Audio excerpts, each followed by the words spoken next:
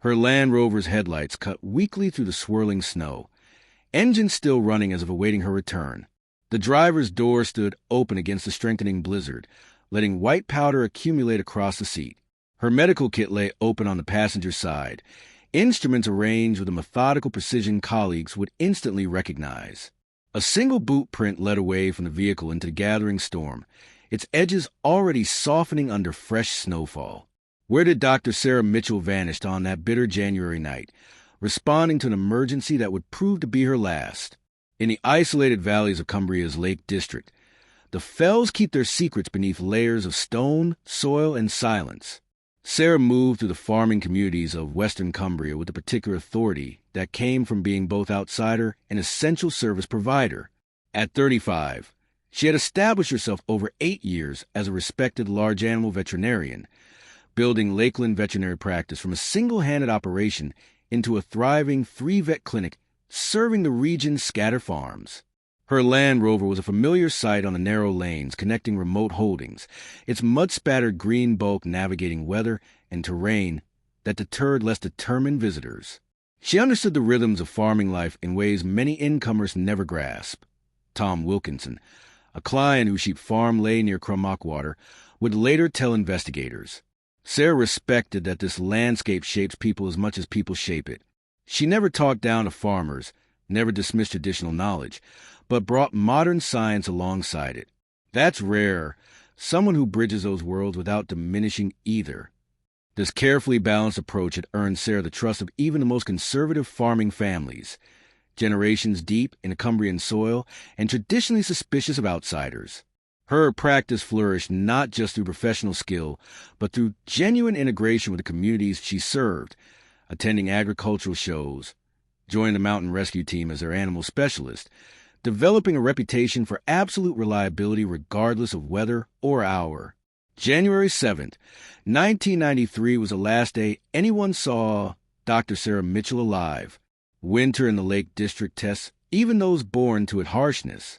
That January had brought particularly brutal conditions, sustained temperatures well below freezing, snow accumulations blocking high passes, ice transforming familiar roads into treacherous challenges. By early evening on the 7th, weather warnings had escalated severe, with forecasts of the worst blizzard conditions in decades approaching from the Irish Sea.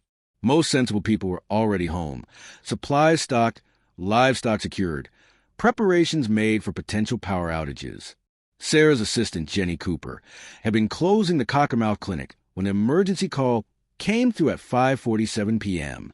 William Harrison, whose family had farmed near Loweswater for 3 generations, reported a ewe in difficult labor with likely complications. "She needs help now," he'd insisted. "Won't last till morning in this state." Despite the deteriorating conditions, Sarah had responded as colleagues knew she would. "I've got the best vehicle for it. And Harrison's place is only 20 minutes in good weather," she told Jenny. "I'll go straight there. Should be back before the worst hits. If I'm not, I'll bed down the farm rather than risk the return in darkness." She had packed her obstetrical kit, added extra emergency supplies given the weather, and headed out into the gathering storm by 6:15 p.m.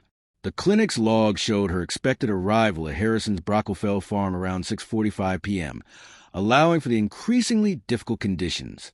At 7:10 p.m., with no word from Sarah, Jenny had called Harrison's number to check on her progress. No answer. At 7:30 p.m., growing concerned, Jenny had tried Sarah's mobile, one of the early Motorola models of practice had recently invested in for emergency coverage. Again, no response. By 8 p.m., with conditions deteriorating rapidly and no contact from either Sarah or the Harrisons, Jenny had called the police to report concerns for her colleagues' welfare. Given the severe weather, response was necessarily limited, but a local patrol had agreed to drive as far as possible along the Loweswater Road to check for any signs of the distinctive green Land Rover. 9:17 p.m., PC Robert Davidson radios his discovery of Sarah's vehicle, engine still running, parked at an odd angle partly off the narrow lane approximately 1.5 miles from Harrison's farm. No sign of Sarah herself. The gathering blizzard makes immediate search impossible. The abandoned Land Rover presented a scene that troubled even experienced officers. The vehicle showed no signs of mechanical failure or accident damage. The driver's door stood open despite the bitter cold and heavy snowfall, suggesting hasty exit rather than planned departure. Sarah's medical kit lay open on the passenger seat, obstetrical instruments arranged in precise order she was known to favor, but with blood traces on several items despite no record of their use that day. Her mobile phone remained in its dashboard cradle, powered on but showing no service. Not unusual in the valley's patchy coverage, particularly during severe weather. Most concerning was a single boot print leading away from the driver's side, one clear impression in the snow that simply stopped approximately 2 meters from the vehicle. No continuing tracks, no signs of struggle, no indication of which direction might have been taken next. As if Sarah Mitchell had taken one step away from her Land Rover and simply vanished into the winter night. Detective Inspector James Cooper, assigned from Cumbria Constabulary's Major Crime Unit, recognized immediately that the weather presented both the most pressing challenge and potential explanation. "We faced dual possibilities," he noted in his initial assessment.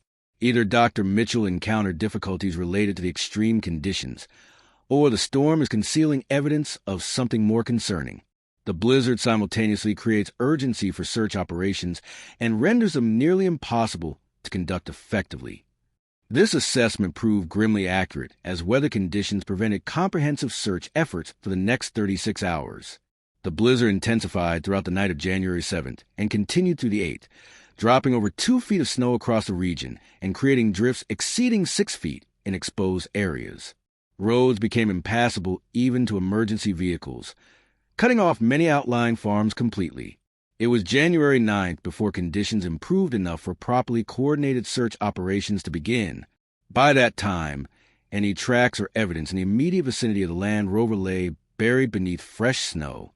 The search expanded outward using the vehicle as center point, with mountain rescue teams, police, and local volunteers forming carefully coordinated patterns across the challenging terrain. Search dogs struggled with scent tracking in extreme cold and disturbed snow layers. Helicopter support remained impossible due to continuing high winds and poor visibility between snowfall periods. William Harrison, reached by phone once telecommunications gradually restored, expressed shock at Sarah's disappearance. He claimed she had never arrived for the emergency call, and that after multiple attempts to reach the clinic with no success, he had managed to deliver the lamb himself despite complications. When questioned about why he hadn't reported concerns about the missing vet, he cited the complete telephone and power outage at his property during the storm's peak. This explanation temporarily redirected investigation toward the possibility that Sarah had encountered someone else on the road, perhaps another motorist in difficulty or someone seeking help during the blizzard. This theory gained tentative support when an anonymous call to the police incident room on January 11th reported a woman's screams heard near Crummock Water during the evening of the 7th. Though the caller refused to identify themselves and the information lacked specific location details. As search efforts continued throughout January's harsh conditions, investigators gradually built a more complete understanding of Sarah's final known movements. CCTV from Cockermouth had captured her Land Rover heading west at 6:22 p.m. A receipt found in the vehicle showed she had stopped briefly at the village shop in Loweswater, purchasing tea bags and milk at 6:51 p.m., suggesting she had made better time than expected despite the weather, or potentially that her actual destination was not as direct as reported. The investigation faced the particular challenges of rural isolation combined with extreme weather. Many potential witnesses remained snowbound on remote farms, accessible only days after the disappearance. Physical evidence potentially lay buried under feet of snow or exposed to damaging freeze-thaw cycles. The landscape itself, with its steep fells, concealed gullies, and numerous bodies of water, created nearly limitless possibility for accident or concealment. By February 1993, with Sarah still missing despite extensive searches, attention increasingly focused on the original emergency call that had drawn her out into the storm. William Harrison's account contained inconsistencies that troubled investigators. His description of the difficult lambing included technical details that didn't align with veterinary practice. Phone records showed his call to the clinic had been made from the public telephone in Loweswater Village rather than from his farm, as he had initially claimed. Most significantly, When officers finally accessed his property once roads cleared, the sheep flock showed no evidence of recent birthing despite his report on emergency delivery. These discrepancies directed investigative attention more specifically toward Harrison and his farm. Background inquiries revealed financial difficulties extending back several years, with bank records showing mounting debt and threatened foreclosure proceedings. More concerning were environmental inspection reports identifying potential contamination issues on land adjoining his property, concerns that appeared to have been repeatedly deferred to what the investigating officer described as administrative intervention without clear procedural justification. As spring gradually softened winter's grip on the Cumbrian landscape, the investigation continued without discovering Sarah's remains or definitive evidence explaining her disappearance. Her Land Rover had been thoroughly processed for evidence, yielding blood samples confirmed as animal rather than human, fingerprints matching known individuals, including Sarah herself, and soil samples from the wheel wells and foot mats carefully preserved for analysis. The single boot print had been photographed and cast before weather destroyed it. The medical instruments showing blood traces had been collected for more detailed laboratory examination. What no one could have anticipated then was how evidence carefully preserved from those bitter January days would eventually speak with scientific clarity through technological advances still decades in the future. The soil samples, boot casts, and cellular data from obsolete networks would one day converge to reveal what happened to a veterinarian who had driven into a snowstorm and vanished as completely as if the winter itself had claimed her.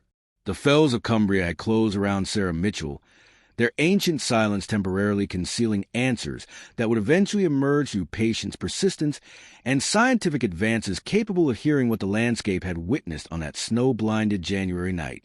The initial investigation into Sarah Mitchell's disappearance confronted both the universal challenges of missing person cases and particular complications of Cumbria's winter landscape. Detective Inspector James Cooper, a 20-year veteran with extensive experience in the region, found himself leading an inquiry where the environment served as both potential cause of disappearance and formidable obstacle to resolution. The Lake District in January presents unique investigative difficulties, Cooper noted in his early case assessment. The terrain itself becomes actively hostile during severe weather, with risks to both the missing person and those searching for them. Evidence deteriorates rapidly under extreme conditions. Access to witnesses and locations becomes severely restricted. Perhaps most significantly, natural explanations for disappearance, exposure, accident, disorientation, remain entirely plausible alongside more concerning possibilities. This reality shaped the investigation's early phases, creating a dual-track approach that simultaneously pursued natural misadventure and potential foul play as explanations. The weather conditions that night, temperatures dropping below minus 10 degrees Celsius, with wind chill factors approaching minus 20 degrees Celsius, visibility reduced to mere meters and blowing snow, familiar landmarks obscured by drifting, meant that even a seasoned local like Sarah could become disoriented. Survival time for anyone stranded in such conditions without shelter would be measured in hours rather than days. The search operations, once weather permitted their proper deployment, reflected this understanding of environmental danger. Mountain rescue teams, supplemented by police search specialists and local volunteers familiar with the terrain, conducted systematic sweeps outward from Sarah's Land Rover. These efforts concentrated particularly on natural shelter possibilities, stone walls, woodland edges, outbuildings, where someone caught in a storm might instinctively seek protection.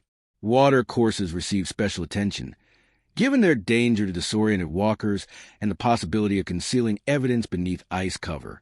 Despite these extensive efforts, continuing throughout January and into February as weather conditions permitted, no definitive trace of Sarah was found beyond her abandoned vehicle. This absence of physical evidence itself became significant as the investigation progressed, suggesting either extraordinary misfortune in where she had come to rest or deliberate concealment by human agency. The evidence gathered from the Land Rover offered tantalizing but inconclusive insights. Forensic examination confirmed the blood on Sarah's veterinary instruments was ovine rather than human, consistent with recent use in sheep treatment, though not necessarily on the night she disappeared. Her fingerprints appeared in expected locations throughout the vehicle, with additional prints matching her assistant Jenny Cooper and several identified clients, normal given the vehicle's regular use for farm visits. More puzzling were partial prints found on the exterior driver's door and interior rearview mirror adjustment that matched neither Sarah nor any identified regular contacts. These unidentified impressions were unsuitable for database matching using 1993 technology, but were meticulously preserved through lifting and photography for potential future comparison. The single boot print leading away from the vehicle, carefully cast before weather destroyed it, provided limited but potentially significant information. The impression matched Sarah's size and boot type, confirming she had taken at least one step away from the Land Rover under her own power. The depth and pressure pattern suggested normal, walking rather than running or being dragged. Its isolated nature, a single print with no continuation, represented one of the case's most perplexing aspects. The solitary boot print defies simple explanation, noted forensic specialist Dr. Margaret Reynolds in her report. Snow conditions at the time should have preserved a series of impressions, not a single isolated step. Possibilities include an immediate change to harder-packed snow or ice where prints wouldn't register, someone deliberately obscuring subsequent tracks, or, most concerning, Sarah being lifted or carried after taking that single step. This ambiguity exemplified the investigation's central challenge. Every piece of evidence supported multiple interpretations spanning from tragic accident to deliberate harm. The running engine could indicate Sarah stepped away momentarily expecting to return, or that someone else had left it operating after removing her from the vehicle. The open medical kit might represent interrupted treatment preparation or staged appearance.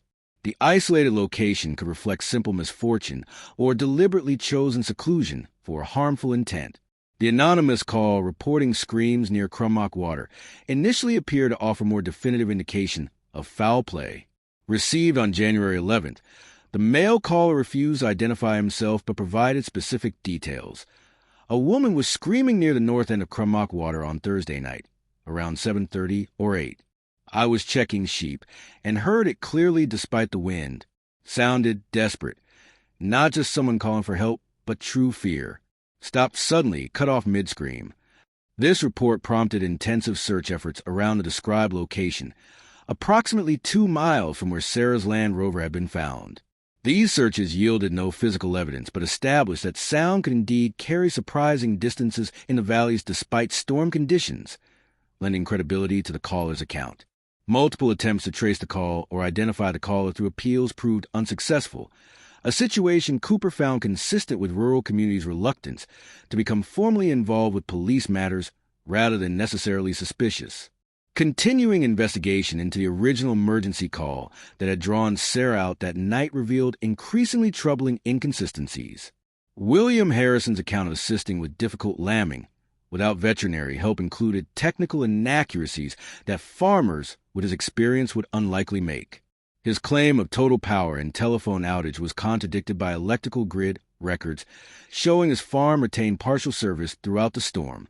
Most significantly, his initial statement about calling from his farm landline was definitively disproven by telephone records showing the call originated from the Loweswater Village public box. When confronted with these discrepancies during follow-up interview, Harrison offered explanations that raised further concerns.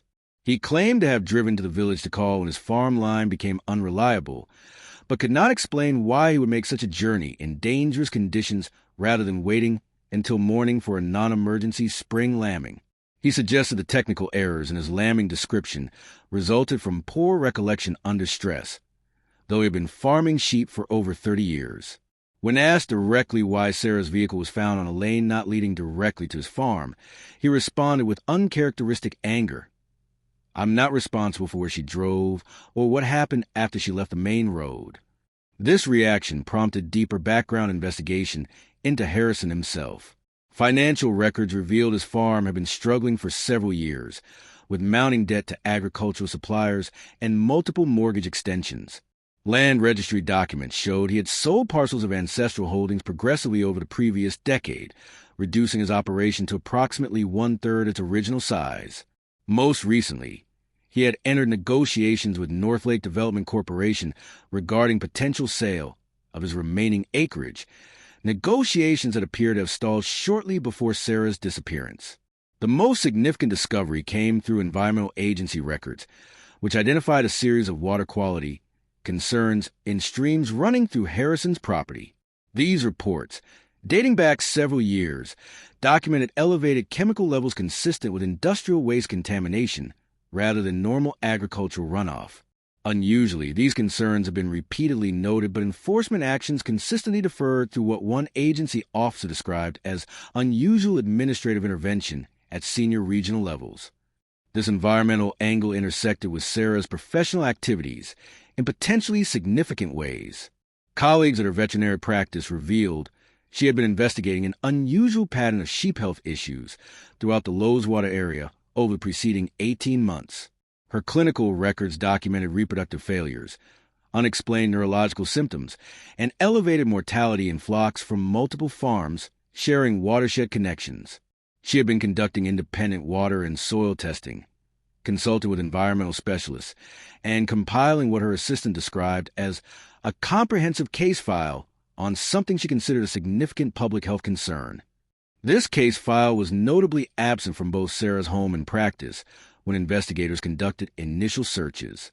Her computer, an early model personal system she had recently purchased for practice, showed evidence of deleted files related to Loweswater Health Survey that technical specialists in 1993 could not recover. The intersection of her professional concerns with environmental issues potentially affecting Harrison's farm created a new investigative direction beyond the original emergency call scenario. We must consider the possibility that Dr. Mitchell's disappearance relates not to where she was going that night, but to what she knew, Cooper noted in his case review at the 3-month mark.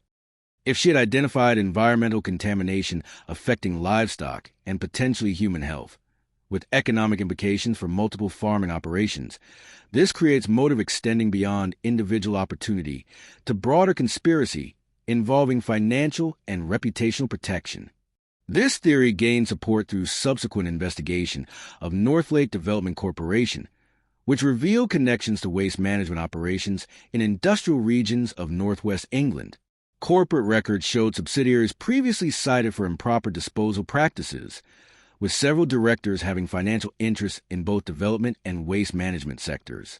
The stalled negotiations with Harrison apparently involved complex arrangements where land would be purchased for agricultural diversification, with significant liability waivers and confidentiality clauses atypical in standard farm acquisitions.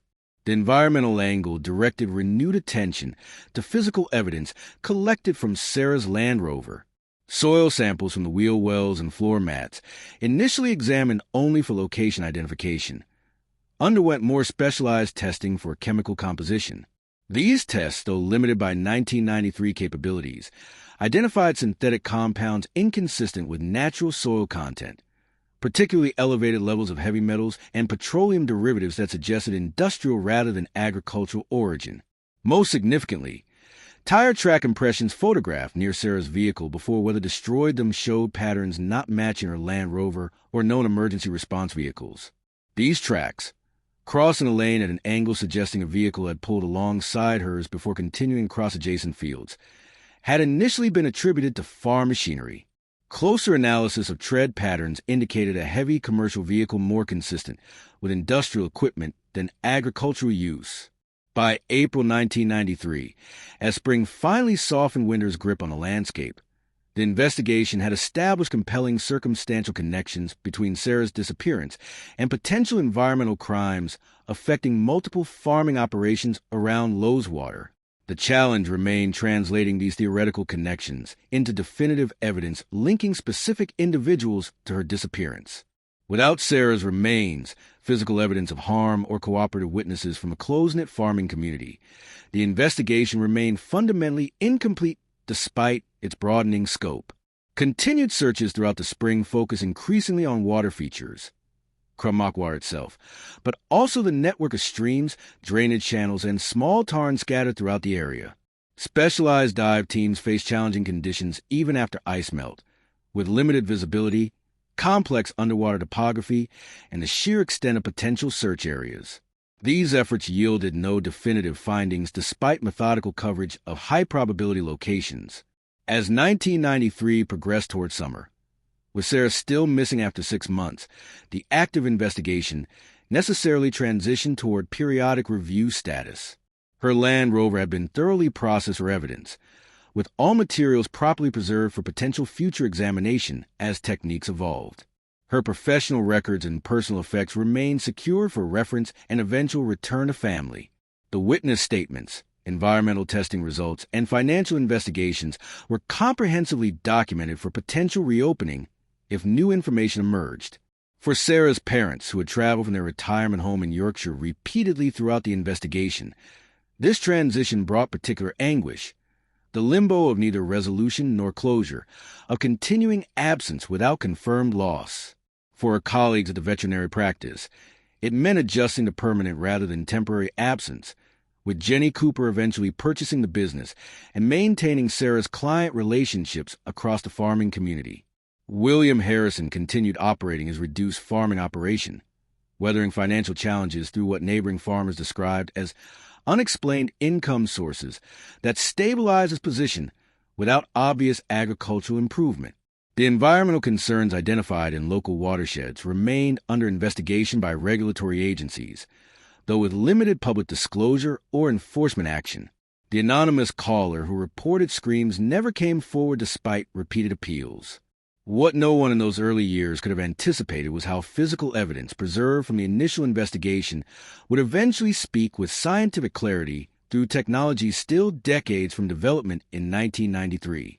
The soil samples, carefully stored in evidence facilities, the partial fingerprints, documented through then state-of-the-art photography, the cellular data from Sarah's early mobile phone, apparently showing no service but containing information not accessible to early 1990s analysis, all would eventually converge through patience, technological advancement, and investigative persistence to reveal what happened on that snow-blind January night.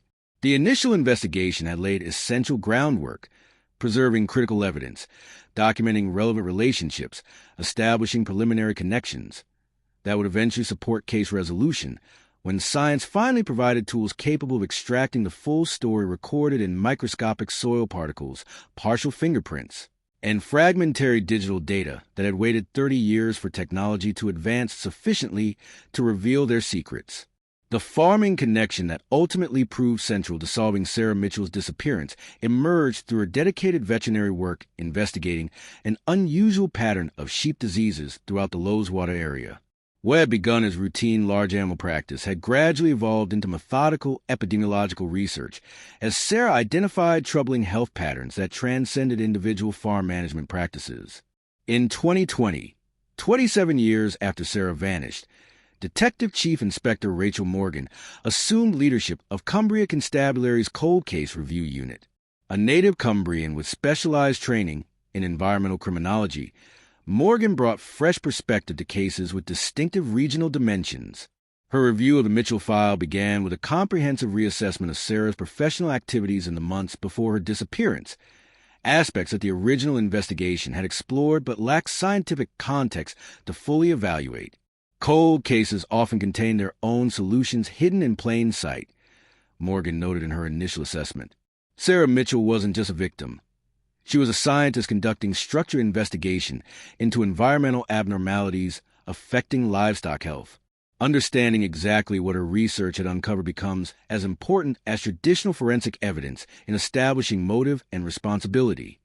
Sarah called me the afternoon before she disappeared, asked me to secure a sealed envelope from her desk if anything happened to her. Cooper revealed, after the initial search found nothing, I checked places only she and I would know about. There was a hidden compartment in the Victorian filing cabinet where we kept controlled drugs paperwork. I found a waterproof document case with copies of her research materials and a letter explaining she was meeting someone who claimed to have information about the source of contamination. This preserved documentation, maintained by Cooper for 27 years before turning it over to investigators, provided the investigation's most significant breakthrough. Sarah had compiled definitive evidence linking specific land parcels to illegal waste disposal, including water test results, soil analysis, and photographs documenting disturbed ground, drainage alterations, and vegetation die-off patterns consistent with chemical leaching.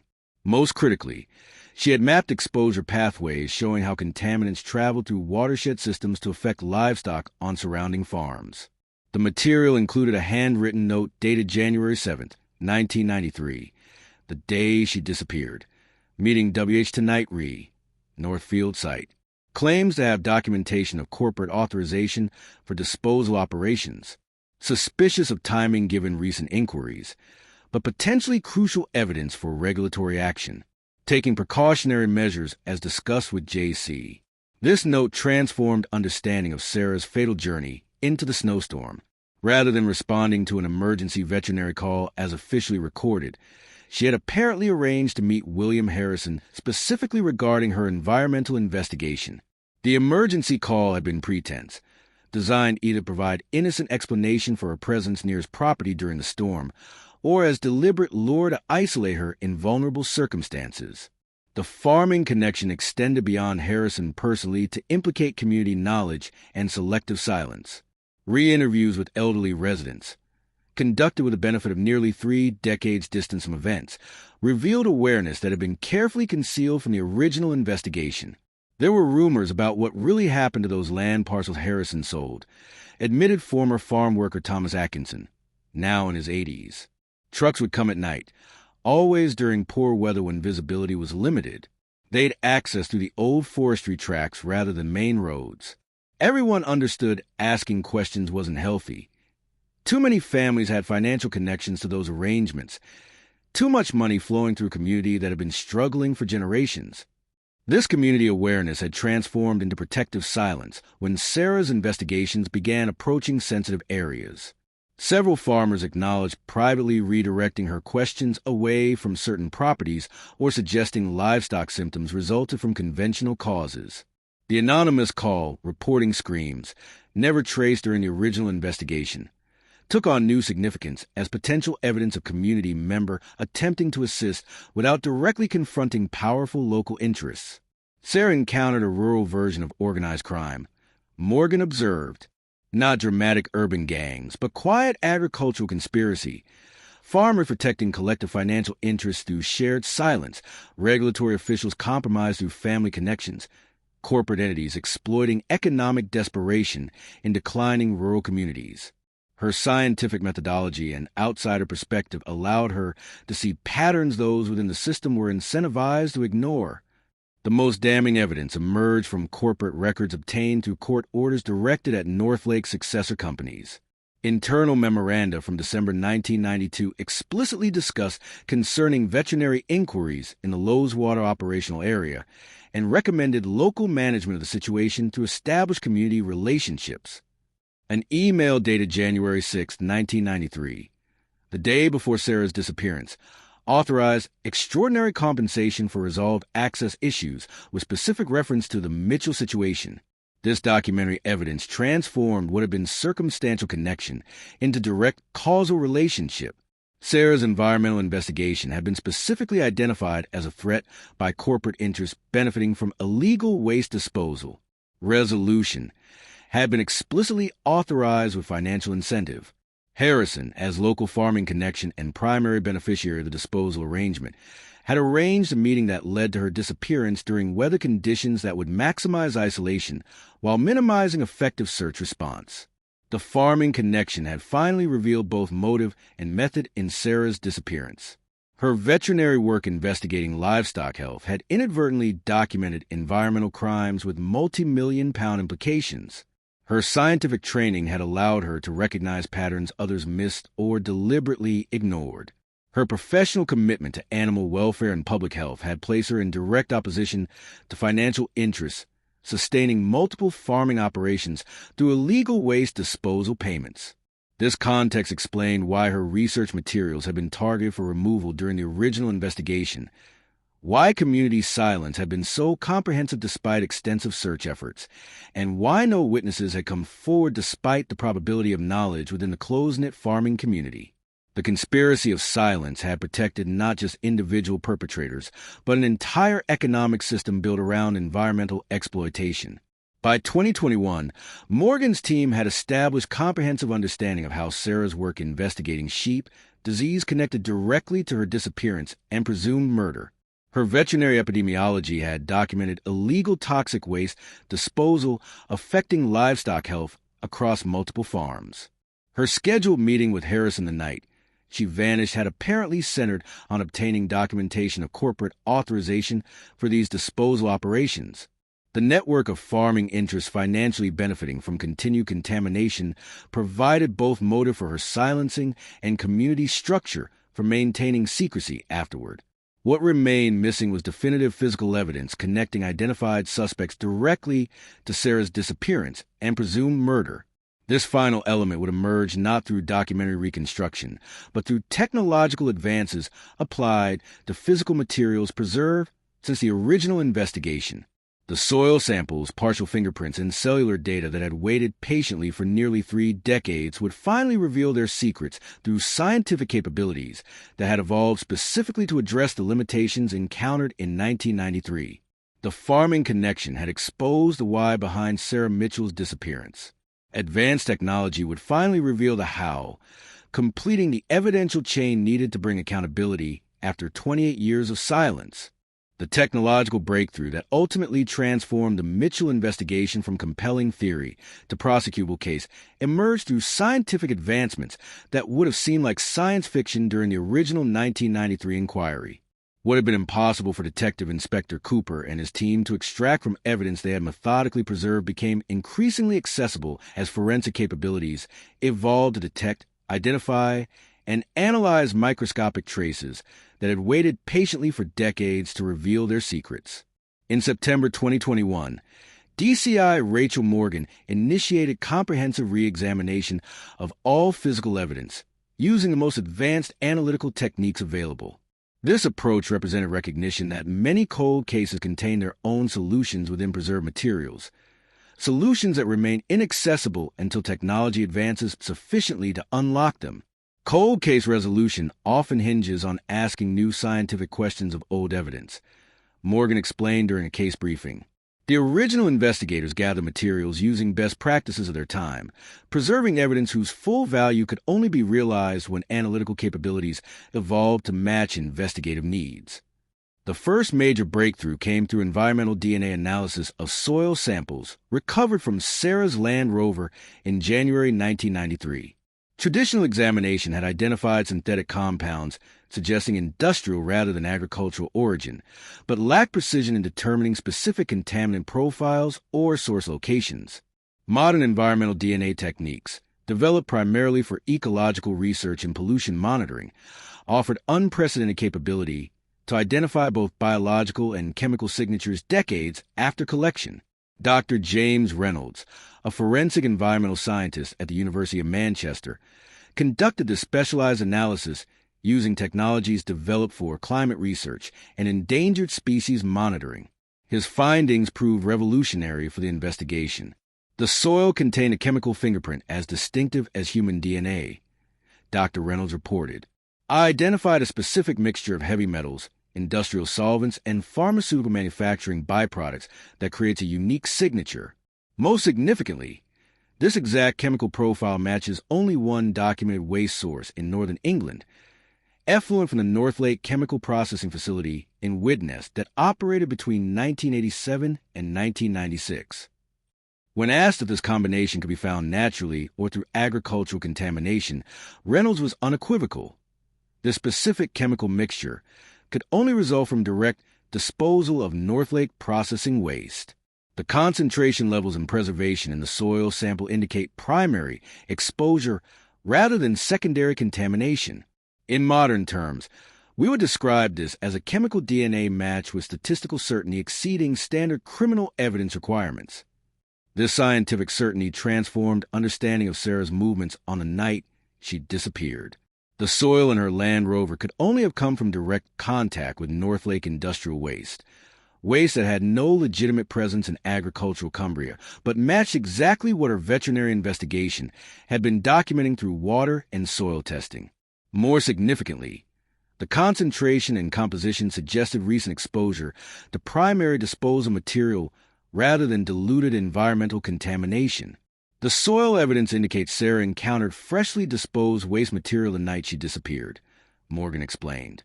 Not merely land affected by historical contamination, but active dumping operations that would constitute prosecutable environmental crimes if documented. This aligns perfectly with her note about meeting Harrison regarding the North Field site, where she believed waste disposal was occurring. The second technological breakthrough came through advanced fingerprint analysis applied to partial prints found on Sarah's Land Rover that had yielded no matches in 1993. Contemporary systems offered vastly expanded capabilities, including ridge pattern reconstruction, microscopic feature identification, and comparison against previously unidentified latent prints from other cases. Modern fingerprint identification represents quantum advancement over 1990s capabilities, explained forensic technician Emma Thompson. Where previous systems required substantial visible ridge patterns for comparison, current algorithms can reconstruct complete fingerprints from fragmentary evidence by analyzing microscopic characteristics invisible to earlier techniques. This advanced analysis identified the previously unmatched prints on Sarah's vehicle as belonging to Robert Davies, a former driver for Northwest Industrial Services, a transport company later confirmed as contractor for North Lake's waste movement operations. Davies had no criminal record in 1993, explaining why the original database comparisons yielded no matches. His prints had entered police systems in 2002 following conviction for unrelated offenses, but no automated recomparison with cold case evidence had occurred until Morgan's team specifically requested comprehensive review. Most remarkably, the enhanced fingerprint analysis identified partial prints on the inside rear door handle of Sarah's Land Rover, prints that original processing had not detected due to their fragmentary nature and location on textured plastic surface. These prints matched William Harrison, directly contradicting his statement that he had never been in Sarah's vehicle and placing him specifically in the rear cargo area where forensic evidence suggested disturbance inconsistent with normal veterinary equipment storage. The third and most dramatic technological application involved reconstruction of cellular data from Sarah's early mobile phone. When recovered from her vehicle in 1993, the phone had shown no service, unsurprising given the limited coverage in remote Cumbrian valleys, particularly during severe weather. The device had been properly preserved in evidence storage, but its data had been considered inaccessible given both its apparent inactive status and the primitive nature of early 1990s mobile technology. In 2022, telecommunications forensic specialists from a national crime agency applied revolutionary techniques developed for counterterrorism investigations to extract information from the preserved device. These methods allowed recovery of data stored in the phone's internal memory even after decades without power, including contact lists, call logs, and, most critically, system records not visible to users but maintained by the device's operating system. Early mobile phones stored far more information than users realize, explained technical specialist Dr. Samira Khan. The Motorola model Dr. Mitchell used maintained internal logs of connection attempts, tower interactions, and signal strength fluctuations regardless of whether calls were successfully completed. This data was invisible to users and inaccessible through 1993 technology, but modern extraction techniques can recover from devices preserved under proper evidence protocols. This recovered data revealed extraordinary information about Sarah's final hours. Despite showing no service on its display, her phone had actually connected briefly to cellular towers at 3 specific times on the night she disappeared. These connections, lasting only seconds before signal loss, had automatically triggered system logs recording tower identifiers, connection duration, and limited location data based on signal strength triangulation. The first connection occurred at 7:23 p.m. near Loweswater Village, consistent with Sarah's known movements toward Harrison's farm. The second at 8:12 p.m. placed her in the vicinity of Harrison's Northfield, the location her notes identified as a suspected waste disposal site, and her intended meeting location. Most significantly, a third connection at 11:37 p.m. showed brief signal acquisition from a tower serving the western shore of Crummock Water, hours after her vehicle had been found abandoned and in an area where no searches had concentrated due to prevailing assumption that she could not have traveled so far in blizzard conditions. The cellular data provided critical timeline and location information invisible to the original investigation, Morgan noted. Sarah's phone was creating a digital breadcrumb trail through automatic tower connections even when she couldn't make calls. This data places her exactly where her notes suggested she planned to meet Harrison, then later near Crummock Water. precisely where the anonymous caller reported hearing screams. This technological reconstruction of Sarah's movements aligned perfectly with physical evidence that had seemed contradictory in 1993. The location near Crummock Water explained why search dogs had lost their scent near the vehicle. She had indeed been transported elsewhere rather than walking from that location. The soil containing North Lake chemical signatures indicated she had visited the active disposal site as planned. The fingerprints on her Land Rover connected both Harrison and a North Lake transport contractor directly to her vehicle on the night she disappeared. The fourth technological breakthrough emerged through ground-penetrating radar examination of specific locations identified through the cellular data reconstruction.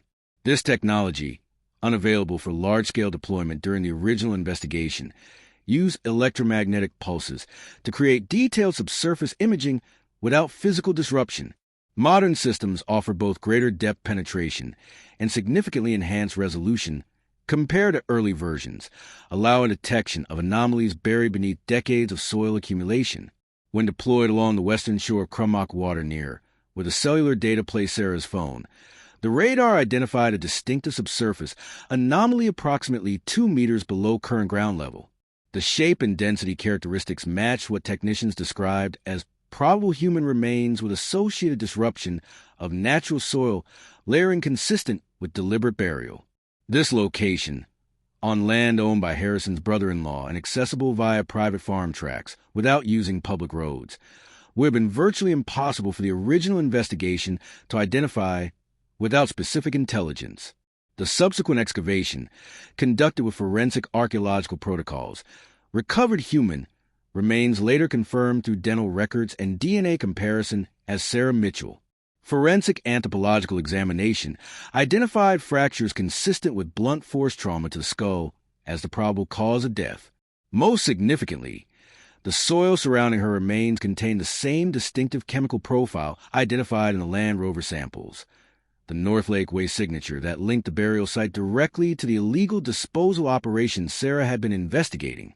This physical connection completed the evidential chain from motive through opportunity to actual commission of murder and concealment of remains.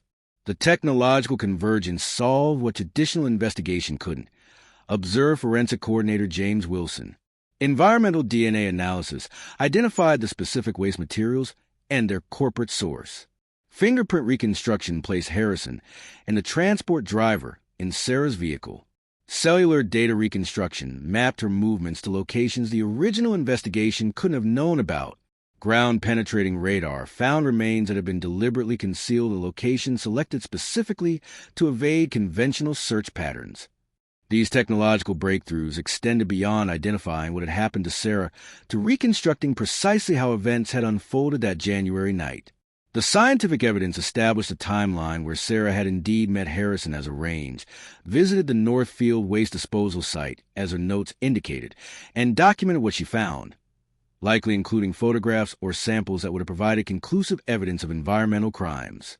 This documentation had represented existential threat to both Harrison's financial arrangements and Northlake's illegal disposal operations. The evidence indicated Sarah had been attacked at or near the disposal site, transported in her own vehicle to the remote location near Crummock Water, and killed through blunt force trauma. Her Land Rover had then been returned to the lane where it was discovered, positioned to suggest she had abandoned it due to weather conditions.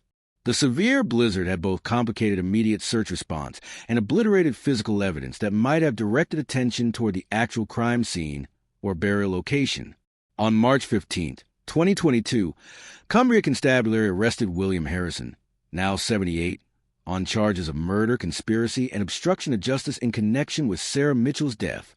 Simultaneous operations by the National Crime Agency resulted in arrests of Robert Davies, the former transport driver identified through fingerprint evidence, and James Northgate, former operations director of North Lake Chemical Processing, who had authorized the resolution of the Mitchell situation in corporate communications.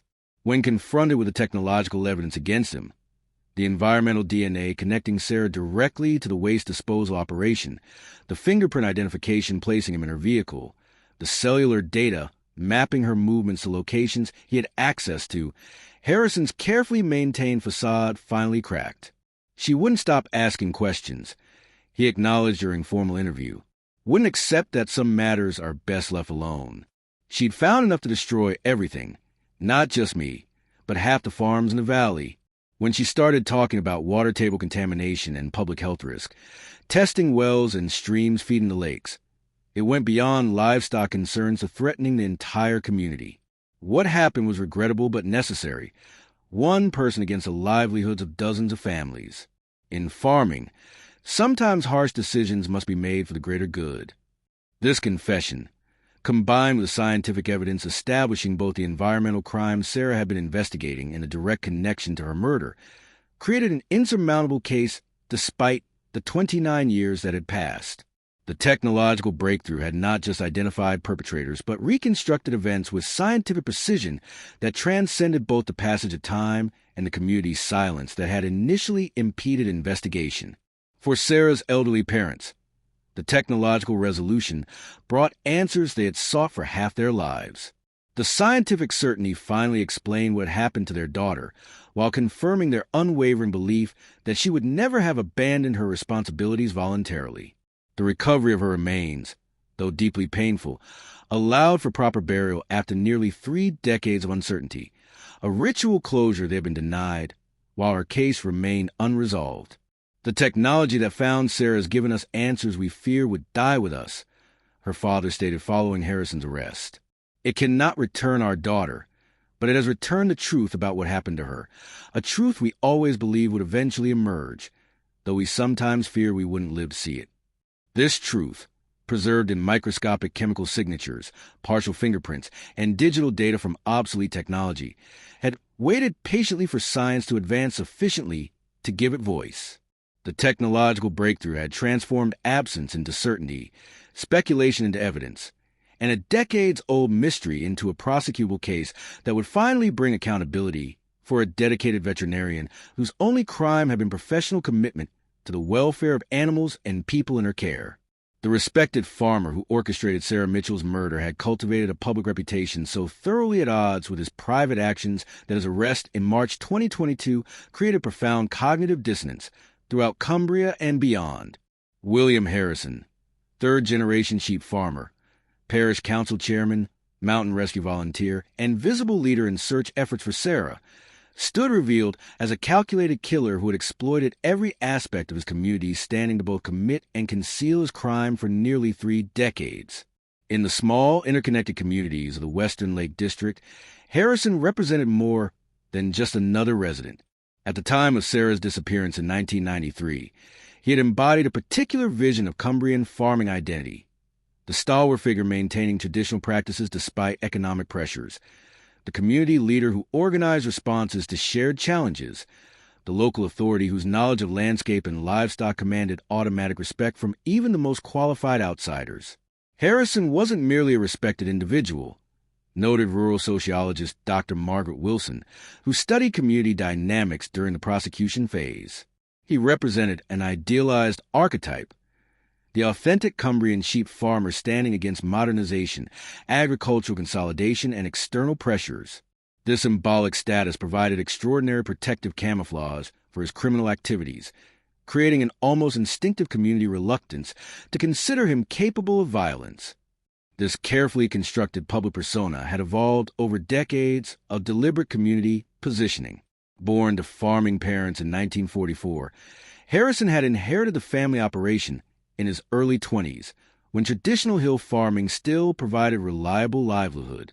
As economic pressures intensified during the 1970s and 1980s, he had adapted not by modernizing agricultural practices, but by identifying alternative revenue streams, particularly the strategic sale of marginal land parcels to development interests seeking remote locations for waste disposal. What neighbors perceived as resilient traditional farming actually masked a sophisticated environmental crime operation, while maintaining the visible trappings of Herdwick sheep farming that satisfied tourist expectations and community identity.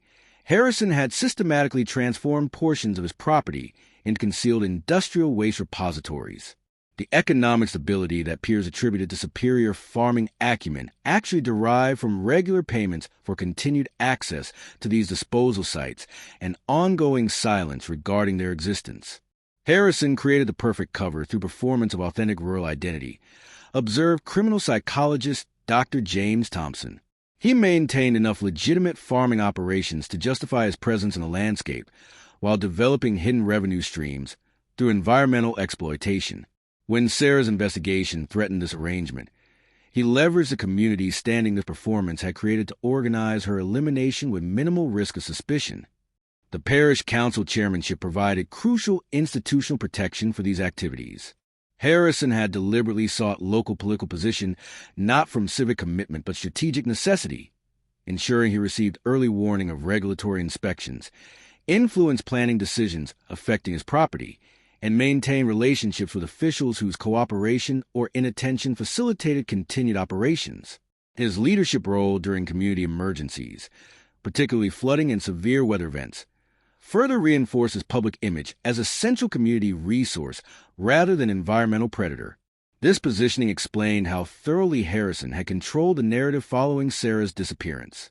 As mountain rescue volunteer, he had helped coordinate search patterns, directing attention toward areas he knew would yield no results while arguing against resource allocation to locations near the actual burial site. As parish council chairman, he had served as community liaison with police, filtering information and subtly emphasizing theories involving outsider threats rather than local involvement. As respected farming authority, he had provided environmental advice that specifically discouraged search efforts in areas where soil or water testing might have revealed chemical contamination. Harrison didn't merely participate in the search efforts, he strategically directed them, Morgan noted during case preparation. His specialized knowledge of the landscape, his established community authority, and his apparent personal dedication to finding Sarah created the perfect mechanism for ensuring searchers looked everywhere except where evidence might actually be found. Court documents revealed the calculated nature of this misdirection. Harrison's personal journals, recovered during the search of his property following arrest, documented specific concerns as various search teams approached sensitive areas. Mountain rescue team diverted from West Shore Path, suggested rockfall danger requiring alternate route, read one entry from January 1993. Another noted police discussion of water testing at Crummock outflow, convinced inspector specialty equipment needed, delaying implementation until weather improved. By then, runoff will have diluted any trace. Most chilling were entries documenting his continued monitoring of the burial site across decades. Spring thaw causing concern at CW location, reinforced covering and added additional stone layer, April 1993. Footpath diversion proposal rejected by planning office. Maintained public access to near sensitive area, May 1997. New environmental sampling techniques mentioned in farming bulletin require information on detection limitations for specific compounds, September 2006.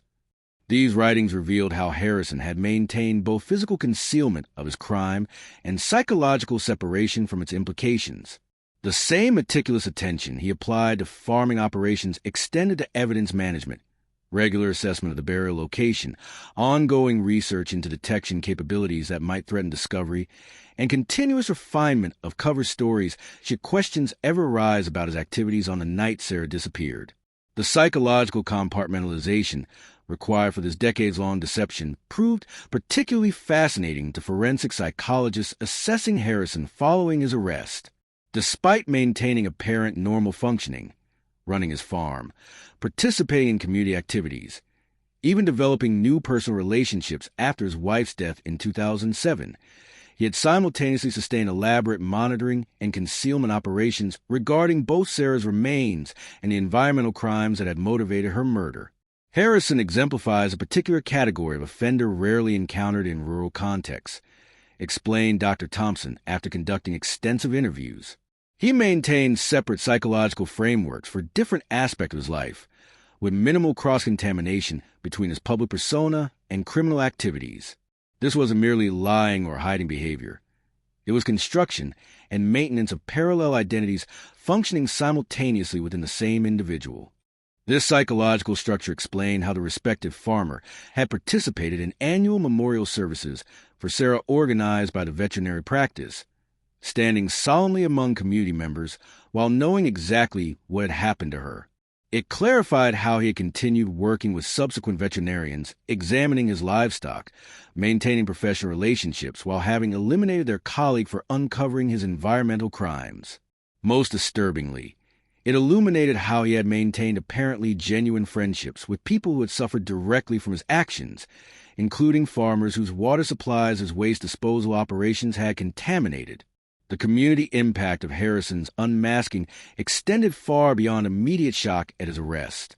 His case forced fundamental reassessment of assumptions about rural crime, trusted community figures, and the reliability of established reputation as indicator character.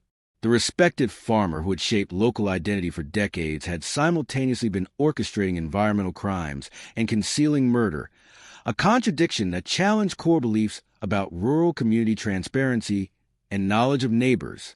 "We've experienced a collective identity crisis," observed Reverend Thomas Grant of St. Michael's Church in Loweswater.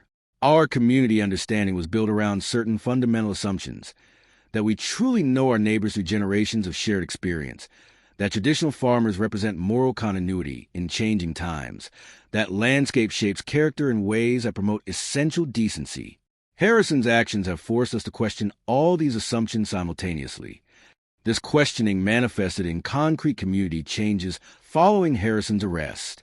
The parish council implemented new environmental testing protocols for water sources throughout the area, revealing contamination extending well beyond previously identified locations. The mountain rescue team revised search protocols to include mandatory rotation of leadership and external validation of search patterns.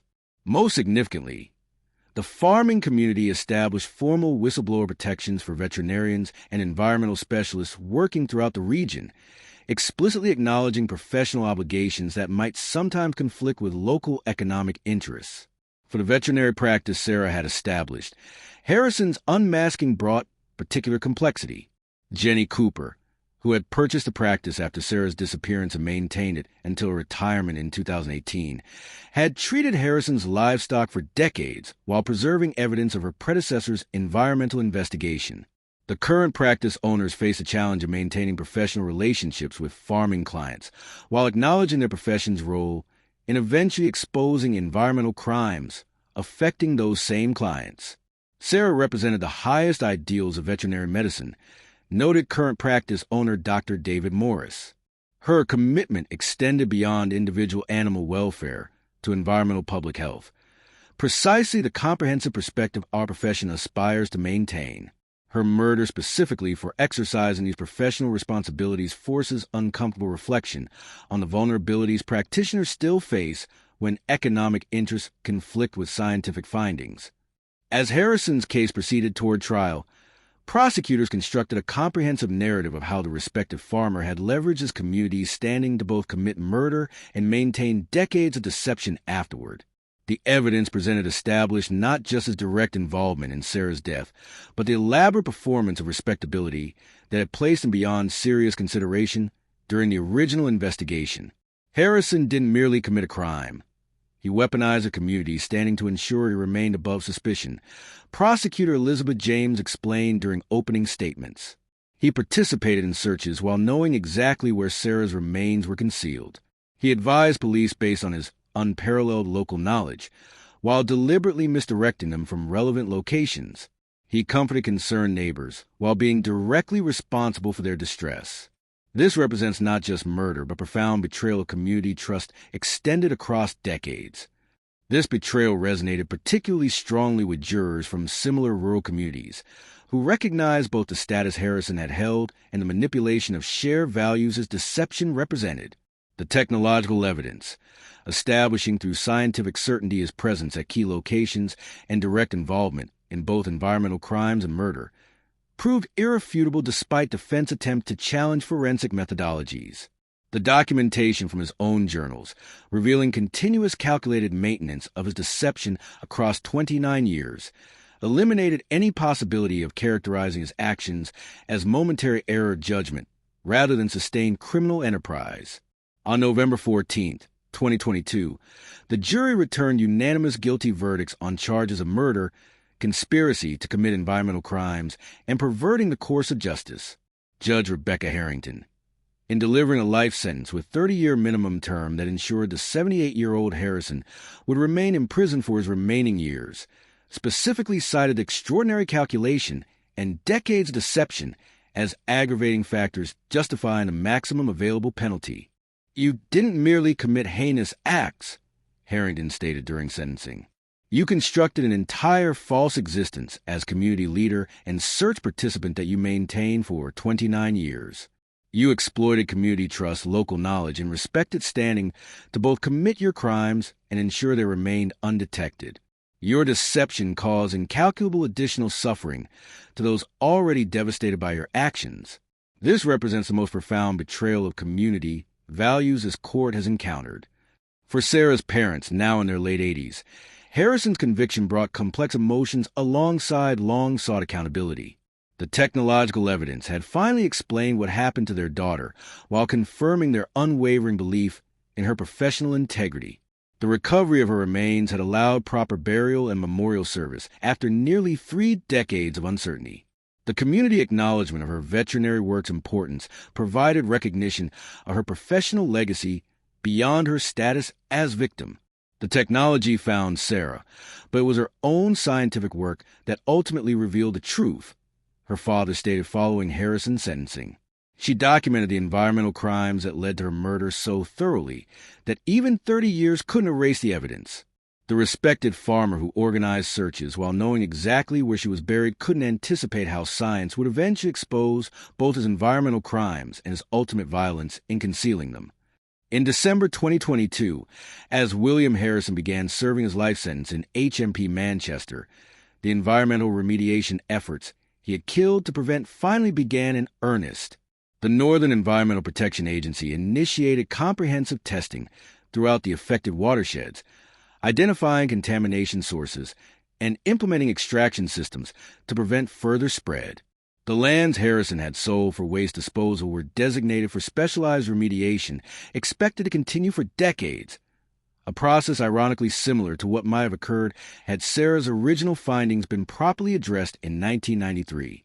The respected farmer had maintained his facade for nearly 3 decades, but the evidence Sarah had discovered and the physical traces he couldn't completely eliminate had eventually converged through technological advancement to reveal the truth he had killed to protect. William Harrison had spent his life projecting an image of traditional Cumbrian farming values, connection to landscape, community responsibility, generational continuity.